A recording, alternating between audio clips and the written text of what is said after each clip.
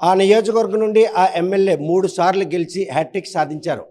ఆ హ్యాట్రిక్ గుర్తించినటువంటి కూటమి ప్రభుత్వం ఈరోజు ఆయన ఆంధ్రప్రదేశ్ ప్రభుత్వ విప్‌గా కూడాను పదోన్నతి కల్పించింది. నిన్న జరిగినటువంటి ప్రజా దర్బార్‌లో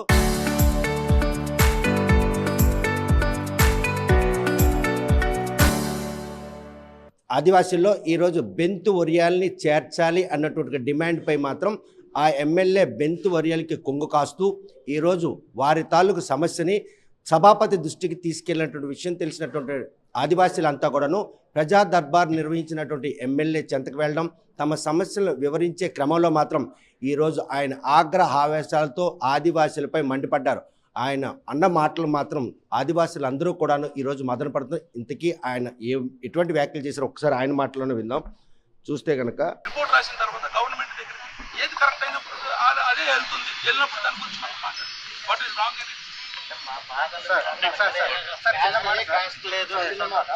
మేము అందరికీ వచ్చేటప్పుడు మీరు మాకు సలహా ఇచ్చారు ఏంటంటే మీరు 2 టీంలు కూర్చొని ఇది తేల్చేయాల్సింది. మరి ఇంతవరకు మీరు ఎలాగ సార్ మరి అసెంబ్లీ వరకు తీసుకెళ్ళారమ్మా? ఆ మాట అది కూడా చెప్పొచ్చు కదా, డిస్కషన్ అయ్యే వాళ్ళు అసెంబ్లీలో చెప్పినారు. ఆ మాట అది కూడా చెప్పొచ్చు.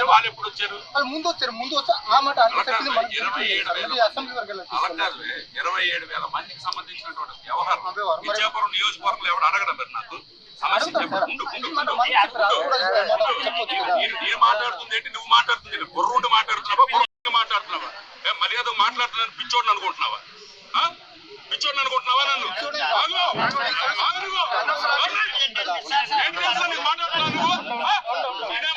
నువ్వే మాట్లాడుతున్నావు. ఉందా నీకు అసలు? చెప్పేది విను. 27,000 మందికి సంబంధించినటువంటి వ్యవహారం ఒక ఎమ్మెల్యే దగ్గరకు వచ్చినప్పుడు రిప్రజెంట్ చేయాల్సిన బాధ్యత అదే. అదే నేను చెప్పాను.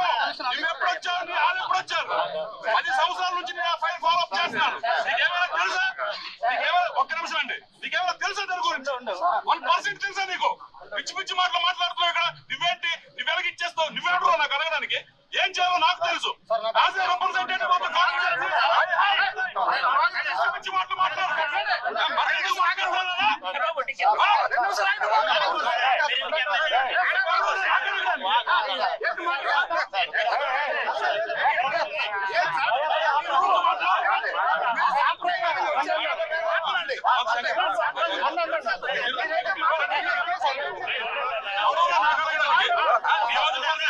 నువ్వు నాకు చెప్తావా?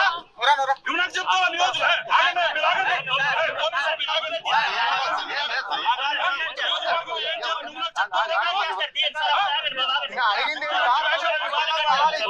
అది కూడా అలాగే ఏం చేయాలో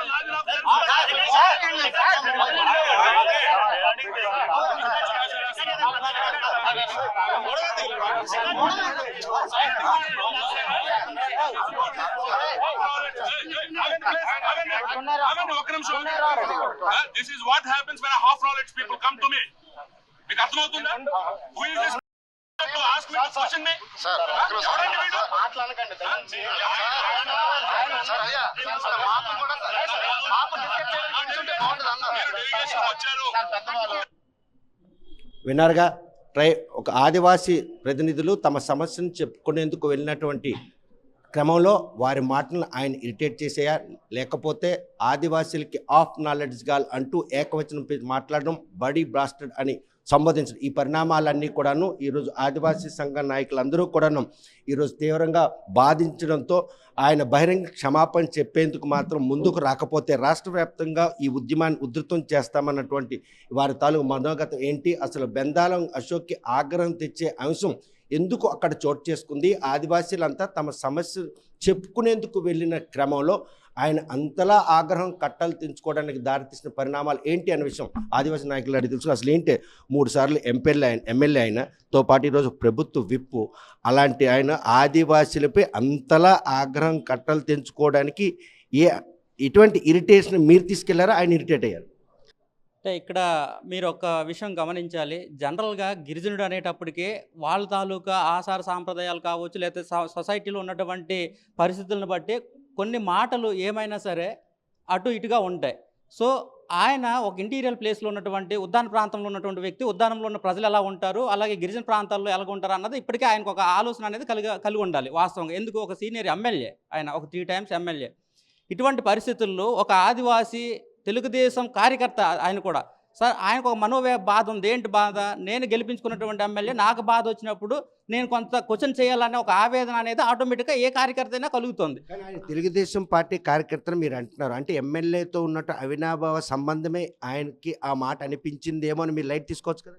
అలా కాదు. ఎందుకని కాదనంటే ఈరోజు ఆయన ఆడినటువంటి మాట చాలా పెద్ద పదం. ఎందుకు? ఒక విద్యావంతుడు, ఒక డాక్టర్ పొందినటువంటి వ్యక్తి, అటువంటి వ్యక్తి సమాజంలో ఒక బాధ్యత గల ప్రభుత్వ హోదా కలిగినటువంటి బాధ్యత కలిగినటువంటి వ్యక్తి, ఒక ప్రభుత్వ విప్పు. ఎలాంటి పరిస్థితుల్లోనైనా కూడా మనం మాట జారే పరిస్థితి మాత్రం తెచ్చుకోకూడదు.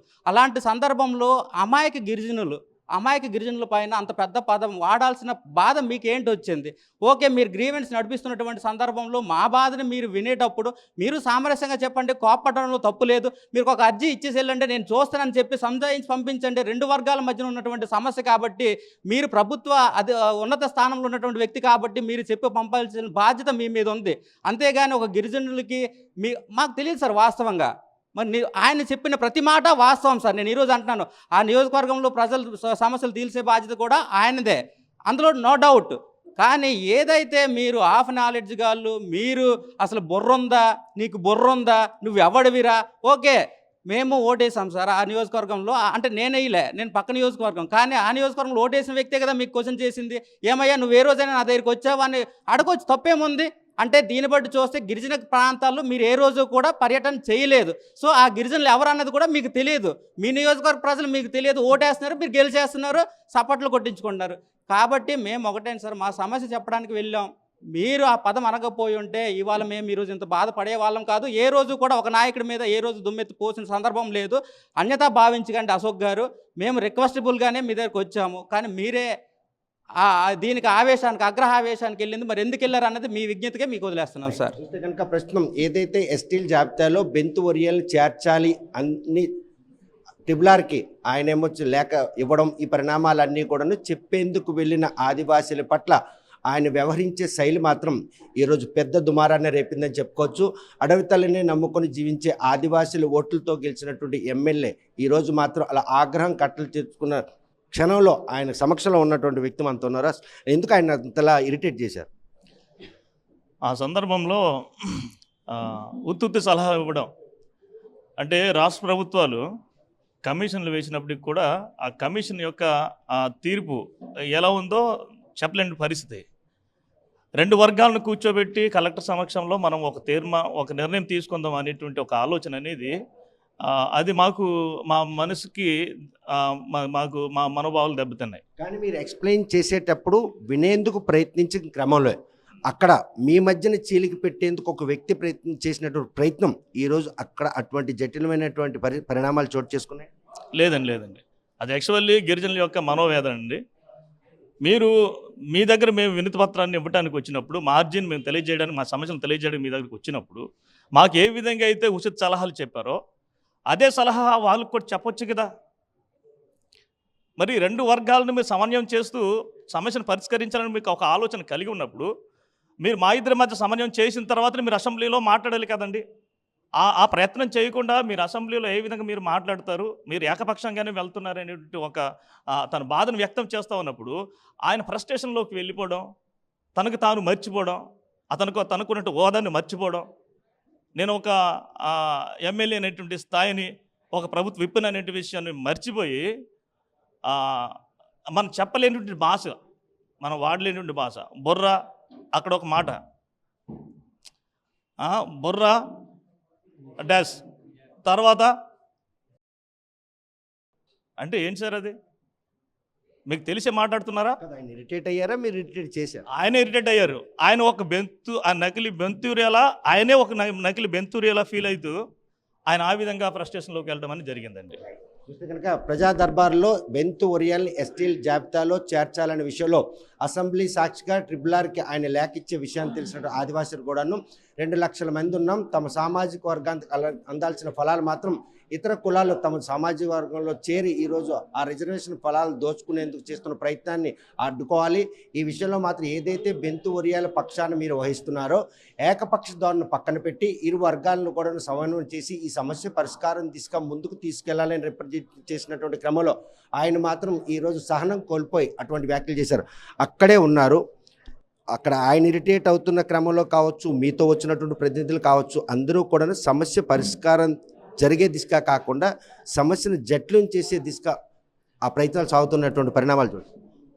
అక్కడున్న ఒక ప్రత్యక్ష సాక్షిగా నా పేరు అప్పన్న, ఆదివాసీ సంఘాల జేఏసీ ప్రధాన కార్యదర్శిని. మొదటి నుండి అక్కడే ఉండి అక్కడే ఒక పరిష్కారం మార్గం దిశగా మేము ఒక రిప్రజెంటేషన్ ఇవ్వడానికి వెళ్ళే సందర్భంలో ఏదైతే ఆయన వేసిన క్వశ్చన్లకి మేము ప్రతిదానికి ఆన్సర్ చేస్తుంటూ ప్రతిదానికి ఎవిడెన్స్ చూపిస్తుంటూ తరుణంలో ఆయన ఏం చెప్పాలి అనే ఒక ధోరణికి వెళ్ళిపోయారు. అంటే ఆదివాసులు ఇంత పగడ్బందీగా ఇంత కోర్టు రూపంలో కానీ ఐఏఎస్ ఆఫీస్ చూసిన ఆధారాలతో మా ముందుకు రావడమా అంటూ ఆయన మట్టిగా ఆయనే లేనిపోని ఇంగ్లీష్ పదాలు ఓడుతూ ఆదివాసులకి కూడా చదువు రాదనే కించపరుస్తూ అతని మట్టికి అతనే ఇరిటేట్ అయిపోయి ఒక ఆదివాసి బిడ్డ కడుపు మంటతో ప్రత్యక్ష సాక్షిగా మీరు ఏదైతే రెండు వర్గాలని సమన్వయం పరుస్తూ మాట్లాడాలి అనుకున్నప్పుడు మరి మాతో ఎందుకు మేము వచ్చేటప్పుడు కానీ వాళ్ళు వచ్చేటప్పుడు మీరు ఆ మాట ఎందుకు చెప్పలేదు? డైరెక్ట్గా మీరు అసెంబ్లీలో ఆర్ఆర్ గారికి వినతపత్రము ఎందుకు ఇచ్చారా అనే క్వశ్చన్ వేసినందుకు సభ్య సమాజంలో ఎవరు మాట్లాడే విధముగా మీరు మాట్లాడారు. విద్యావంతులు, 3 సార్లు ఎమ్మెల్యేగా ఎన్నికైన వారు, వంశపార్యంగా ఎన్నికైన వారు, ఇదేనా మీరు సభ్య సమాజానికి ఆ మెసేజ్ ఇవ్వదలుచుకుంటున్నారా? తరువాతను సమాజంలో ఒక వరడు కూడా వాడకూడని పదం కూడా వాడారు. ఒక యాజే 3 సార్లు ఒక ఎమ్మెల్యేగా ఎలక్ట్ అయిన వ్యక్తి ఆ మాట, అలాగే ఒక ప్రభుత్వ విప్పుగా అంటే ప్రభుత్వ విప్ అంటే గవర్నమెంట్తో సగ భాగం పాలు పంచుకునే వ్యక్తి ఒక బుర్ర డాష్ అంటే అది మీరు ఆడవలసిన పదమేనా? మీరు అంతమంది ప్రజా దర్బార్లో అంత ఆవేశంగా ఊగిపోయి కదిలిపోయి మమ్మల్ని రెచ్చగొట్టుతున్నప్పుడు కూడా మేము మా ఆదివాసులము అందరం కూడా చక్కగా వాతావరణం చూసుకొని చక్కగా మా విన్నపాలు మీకు చెప్దామనుకుంటే మాకు రెచ్చగొట్టిన ద్వారంలో కూడా మీరు మాట్లాడుతున్న సందర్భం ఉంది. మీరు ఒక్కసారి ఆ వీడియో పూర్తిగా అశోక్ గారు మిమ్మల్ని రిక్వెస్ట్ చేస్తున్నాం, ఆ వీడియో మీరు క్షుణ్ణంగా చూడండి. 15 నిమిషాల వీడియో ఉంది. మీరు వాడే భాష, మీరు ఆడే తీరు, మీరు ఆడే మాట, అక్కడ జరిగిన సిచ్యువేషన్ అంతా మేము కాదు సృష్టించింది, వీడియోలో ఉంది. మీరు చూడండి.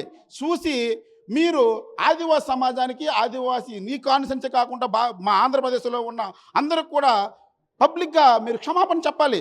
లేకపోతే రేపు పొద్దున్న 2029 ఎలక్షన్లో చాలా పరిమాణాలు ఎదుర్కోవలసి స్థాయికి తీసుకెళ్లే పరిస్థితి మా ఆదివాసీ సంఘాల తరపున కానీ ఆదివాసీ సమాజం తరపున కానీ మేము ముందుకు సాగిపోతామని వేడుకుంటున్నాను.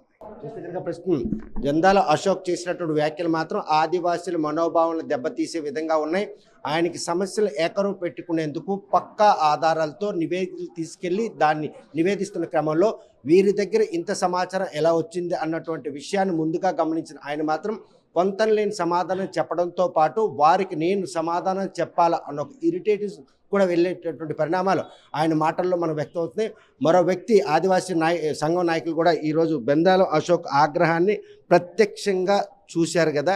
ఆ చూసిన దాంట్లో ఆదివాసీలకు నష్టం చేసేందుకు ఆయన ఒక వ్యూహం పన్నారా, లేకపోతే బెంతువర్యాలను ఎట్టి పరిస్థితుల్లో ఎస్టీలు జాబితాలో చేర్చేందుకు ఆయన సంసిద్ధంగా ఉన్నారన్నటువంటి పరిణామాలు ఆయన ఆగ్రహాన్ని వెనక దాగుందనుకోవచ్చు. తప్పకుండా సార్. ఎందుకు అనేసి అంటే అతను 10 సంవత్సరాల నుండి నకిలీ బెంతూడియాలుగా గిరిజనులుగా చేర్చడానికి ప్రయత్నం చేస్తున్నాను అని మాట్లాడిన మాటల్లోనే అక్కడ ఆదివాసుల పక్షపాతి కాదు, నకిలీ బెంతూడియాలకి తొత్తులుగా పనిచేస్తున్నారు అని మాకు అర్థమైంది. తర్వాత మేము మాట్లాడితే నకిలీ బెంతూడియాలు అని మేము మాట్లాడితే నకిలీ బెంతూడియాలు అని మీరు మాట్లాడొద్దు. ఎందుకంటే అలాగే మాట్లాడితే బాగుండదు. అని మాట్లాడినటువంటి మాట అంటే వారందరూ కూడా ఎట్టి పరిస్థితుల్లోనూ మరి గిరిజనులుగా గుర్తింపబడలేనటువంటి వారు నకిలీలు కదా. ఎప్పుడైతే గుర్తించబడతారో అప్పుడు ట్రైబల్స్. కానీ పక్క ఆధారాలు చూపుతున్న క్రమంలో బెంతు ఒరియాల పక్షాన ఆయన మాట్లాడుతూ ఇంకొక డిజిట్ కూడా తీసుకొచ్చారు. 27,000 మంది బెంతు ఒరియాలు ఈరోజు సమస్యతో సతమతం అవుతున్నారు. వాళ్ళ పిల్లలు కూడా రోడ్డును పడిపోతున్నారు. ఆ రిజర్వేషన్ ఫలాలు అందట్లేదు. అంటే ఆ సమస్యను ఆయన ఓన్ చేసుకున్నటువంటి ఒక మాట మీకు సమాధానం చెప్పండి. ఇప్పుడు 27,000 మంది నకిలీ బెంతూడియాలు వాళ్ళ జీవిత విధానము, ఎడ్యుకేషన్ అయితేనేమి, ఎంప్లాయ్మెంట్ అయితేనేమి అని అన్నారు. ఇప్పుడు 27,000 మంది ఉన్నటువంటి నకిలీ బెంతూరాల గురించి ఆలోచిస్తున్నారు. శ్రీకాకుళం జిల్లాలో ఉన్నటువంటి 2 లక్షల పైగా, రాష్ట్రంలో 3,30,00,000 లక్షల పైగా ఆదివాసులు ఉన్నారే, వారు ఏ వృత్తిలో ఉన్నారు? హోటల్లో కానీ ఎక్కడ వేరే వేరే పనుల్లో వారు కూడా పనిచేస్తున్నారు. అంత మాత్రాన వాళ్ళందరూ కూడా ఆ రకమైనటువంటి ఫెసిలిటీ కల్పించగలమా? కల్పించలేం. మరి ఇప్పుడు వాళ్ళ గురించి ఆలోచించినప్పుడు వాళ్ళు వడ్డీ కులానికి చెందినవారు కదా, బీసీఏలో చేర్చవచ్చు కదా, వారు చేర్చి ఆ ఫలాలను అందేటట్టుగా చెయ్యాలి కదా. మరి ఎందుకు ట్రైబుల్లోనే కలిగినటువంటి దాంట్లోనే చేర్చాలి అన్నటువంటి ఆలోచన ఎందుకు కలిగి ఉంది? అంటే ట్రైబుల్స్ని అన్యాయం చేయాలి, ట్రైబుల్స్ని అణగద్రొక్కాలన్నటువంటి దుర ఆలోచన అన్నటువంటిది అతనిలో కనబడుతుంది. ఎట్టి పరిస్థితుల్లో గిరిజనులు మరి మేలు చేయాలనే ఉద్దేశం అతనిలో లేదు సార్, పూర్తిగా లేదు. కాబట్టి ఎప్పుడు కూడా అతని భాష మేము మాట్లాడాను, నేను వివరణ ఇచ్చింది నేను మాట్లాడినప్పుడు ఒక్క సమాధానం కూడా అతని దగ్గర లేదు. సమాధానం ఏమీ లేకుండానే మా మీద దాడి చేయడానికి ప్రయత్నం చేస్తారు. అంతే తప్ప అడ్డదిడ్డంగా మాట్లాడి నేను ఈ నియోజకవర్గానికి మరి ఒక ఎమ్మెల్యేనాను, సరే ఆ నియోజకవర్గంలో 27 మంది కలిగినటువంటి నకిలీ బెంతురాలు ఎమ్మెల్యేనా? మరి అక్కడ ఉన్న 15,000 మంది జనాలు కలిగినటువంటి ఆదివాసులకు ఎమ్మెల్యే కారా మీరు? మరి వాళ్ళ గురించి ఆలోచించాలి కదా. మరి వీళ్ళు చేర్చడం ద్వారా అక్కడ ఉన్నటువంటి ఆదివాసులు నష్టపోతారు కదా. అంటే వీళ్ళు మేలు చేయడం కోసం వాళ్ళు నష్టపరచాలా? నష్టపరచకూడదు కదా. అందరూ సమన్యాయం చేయాలి కదా ఒక ఎమ్మెల్యేగా. మరి ఇప్పుడు అక్కడ కనబడుతుందేంటి? పక్షపాతంగా కేవలం నకిలీ బెంతూరాల పక్షాన్ని పనిచేస్తున్నారు తప్ప ఆదివాసులు ఓట్లతో గెలిచి మరి ఆ నకిలీ బెంతూరాల కోసం పనిచేస్తున్నారు. మాకు అని అర్థమైంది. మరి అశోక్ గారు ఎట్టి పరిస్థితుల్లో ఏదైతే మా కఠినమైనటువంటి పరుష పదజాలంతో వాడినటువంటి భాష ఏదైతే ఉందో అది మీరు వెనక్కి తీసుకోండి, ఆదివాసులకు క్షమాపణ చెప్పండి. అప్పుడు వారు కొంతవరకైనా శాంతిస్తారేమో. కానీ మేము ఎట్టి పరిస్థితుల్లో మాత్రం క్షమాపణ చెప్పకపోతే, మీరు దిగి రాకపోతే తప్పకుండా రాష్ట్ర స్థాయి ఉద్యమం తప్పకుండా మేము చేస్తామని ఈ సందర్భంగా మీకు తెలియజేస్తున్నాను. ప్రస్తుతం ఇది మాత్రం చిలికి గాలివాలుగా మారే పరిణామాలు స్పష్టంగా కనిపిస్తున్నాయి. తమ సమస్యలు చెప్పుకునేందుకు వచ్చినటువంటి ఆదివాసుల పట్ల అలా అనుచిత వ్యాఖ్యలు చేయడంతో పాటు వారిని అవమానపరిచే విధంగా అంటే వినడానికి కూడాను దిక్కానటువంటి మాట్లాడడం వారిని తీవ్రంగా బాధించింది. అక్కడ ఉన్న క్షణంలో అందరితో పాటు రిప్రజెంటేటివ్ తీసుకుంటున్నారు. అందులో భాగంగా మీరు కూడా వెళ్ళడం జరిగింది. ఈ టైంలో ఆయన అలా బరస్ట్ అవడం వెనక మీ నుంచి రిప్రజెంటేషన్ చేసిన వారిలో వైఫల్యమా, లేకపోతే ఆయన అక్కడ ఉన్నటువంటి జనాలను చూసి మీ తాలూకు పక్క ఆధారాలను చూసి ఎక్కడ సమాధానం చెప్పబడుతుందన్న ఉద్దేశంతో అలా ఇరిటేట్ అయ్యారు? సార్ ఇప్పుడు మేము అక్కడ ప్రజా దర్బార్ జరుగుతుందని చెప్పేసి వెళ్ళడం జరిగింది సార్. జరిగిన తర్వాత అతను అడిగే క్వశ్చన్లకి ప్రతిదీ కూడా మా దగ్గర సమాధానం ఉంది సార్. ప్రతిదీ కూడా ఎవిడెన్స్తో సైతం మేము అతనికి ఇచ్చాం సార్. అతను ఇన్ని ఆధారాలు ఎలా సంపాదించారు, ఒక ట్రైబల్స్ బిడ్డలు ఏ విధంగా ఆధారాలు సంపాదించారు అని కడుపు మండి అతను ఏం చెయ్యాలో ఏం సమాధానం చెప్పాలో తెలియక మా మీద ఫ్రస్ట్రేషన్ అయ్యి మాతో ఏం చేయాలో తెలియక ఆ లోకల్లో ఉన్నటువంటి ఒక టీడీపీ కార్యకర్త అండి, ఆ టీడీపీ కార్యకర్త అడిగిన క్వశ్చన్కి సమాధానం చెప్పుకోలేకే ఆ విధంగా దుర్భాషలు ఆడాడండి. ఎందుకు ఈ దుర్భాషలు ఆడేందుకు ప్రేరేపితులైనటువంటి ప్రభుత్వ విప్ అదేవిధంగా హ్యాట్రిక్ ఎమ్మెల్యే వైఖరిని ఏ విధంగా తీసుకోవచ్చు? ఈరోజు ఆదివాసీలు జరిగినట్టు ఈ అవమానం పట్ల ఆయన న్యాయం జరగాలంటే ఆయన నుంచి మీరు ఏమి ఎక్స్పెక్ట్ చేస్తారు సార్? ఆ నుంచి ఎక్స్పెక్ట్ చేయడానికి ఏం లేదు సార్. అతను తక్షణమే మా గిరిజనులందరూ కూడా బహిరంగంగా సమాపణ చెప్పాలి సార్. చెప్పకపోతే ఇంకా మేము రాష్ట్ర వ్యాప్తంగా కూడా మేము దీని మీద ధర్నాలు ఇవన్నీ కూడా చేస్తాం సార్. అతను క్షమాపణ చెప్పినంత వరకు విడిచిపెట్టేది అయితే లేదు సార్. ఎందుకంటే మా అండము ఆఫ్ నాలెడ్జ్గా అండము అని చెప్పేసి ఎంతవరకు సమన్యాయం సార్? 3 టర్మ్స్గా ఇక్కడ ఎమ్మెల్యేగా గెలిచి మా చట్టాలు మా హక్కులు ఏం తెలియదా సార్? అతనికి తెలిసి అలా మాట్లాడారు సార్. ఎందుకంటే ఈ విధంగా మాట్లాడితే అతను ట్రైబల్స్ కాబట్టి ఊరుకుంటారు కదా, మా గొంతును నొక్కేయడానికి ప్రయత్నం చేస్తున్నారు సార్. ఇది రాజకీయంగా అడ్డం పెట్టుకుని మా అందరికి కూడా గొంతు కొయ్యాలని చూస్తున్నారు మా మెందాల అశోక్ గారు. ఇది మంచి పద్ధతి కాదని కూడా మేము ఈ మీడియా ముఖంగా తెలియజేస్తున్నాం సార్. కనుక ప్రశ్న ఇచ్చాపురం నియోజకవర్గం హెడ్ క్వార్టర్లో నిన్న జరిగినటువంటి ప్రజా దర్బార్లో ఎస్టీల జాబితాలో బెంతు వర్యాలని చేర్చే విషయంపై మాత్రం ఈరోజు సభాపతికి మాత్రం బందాల అశోక్ నేరుగా లేఖ ఇవ్వడం, ఈ విషయాన్ని మాత్రం ఎక్స్ప్లెయిన్ చేసేందుకు వెళ్ళినటువంటి ఆదివాసీ సంఘం నాయకుల పట్ల ఆయన అనుచిత వ్యాఖ్యలు చేయడం, ఈ పరిణామాలన్నీ కూడా అక్కడ జరిగినటువంటి ఇన్సిడెంట్ మాత్రం తీవ్రంగా ఖండిస్తున్నాం. ఎందుకంటే వారు చేసినట్టు వ్యాఖ్యలు కనుక వెనక్కి తీసుకొని బహిరంగ క్షమాపణ చెప్పకపోతే ఈ ఉద్యమాన్ని మాత్రం రాష్ట్ర వ్యాప్త ఉద్యమంగా తీర్చిదిద్దాం. కాకపోతే అంటే హ్యాట్రిక్ ఎమ్మెల్యేగా పేరు తెచ్చుకున్నారు. అంటే కూటమి ప్రభుత్వంలో ప్రభుత్వ విప్పుగా ఉన్నటువంటి అంతటి వ్యక్తి ఈరోజు ఆదివాసీలను ఇంతలా అవమానపరచడం మాత్రం ప్రతి ఆదివాసి కూడా మదన పడుతున్నాడు. ఎస్టీల జాబితాలో బెంతు వర్యాలను చేర్చేందుకు కంకణం కట్టుకున్న బందాల అశోక్ యూటర్న్ తీసుకుంటాడా, లేకపోతే ఆదివాసుల ఆగ్రహానికి గురై అడవిపాలు అవుతాడా అనే విషయం వేచి చూడాల్సిందే. వీడియో జర్నలిస్ట్ రామకృష్ణతో సత్యం, RTV శ్రీకాకుళం.